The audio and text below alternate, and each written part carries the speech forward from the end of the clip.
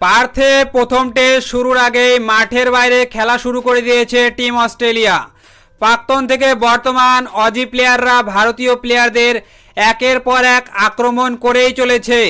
এবার নিশানায় বিরাট কোহলি। বর্তমানে একেবারেই নিজের চেনা ছন্দে নেই বিরাট কোহলি। গত 10 ইনিংসে মাত্র 20 গড়ে রান করতে পেরেছে তিনি, কিন্তু অস্ট্রেলিয়া বরাবরই পয়া বিরাটের কাছে। তাই এবার কার্যত কোহলিকে হুমকি দিলেন Aussie allrounder Mitchell Marsh.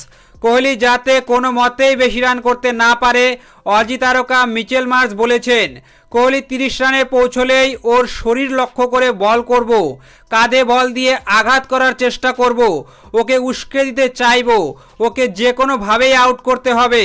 Mitchell মার্শের এমন বেফাঁস মন্তব্যের জবাব কি বিরাট কোহলি ব্যাট হাতে দিতে পারবে? জানাতে পারেন আপনার মন্তব্য কমেন্টের মাধ্যমে।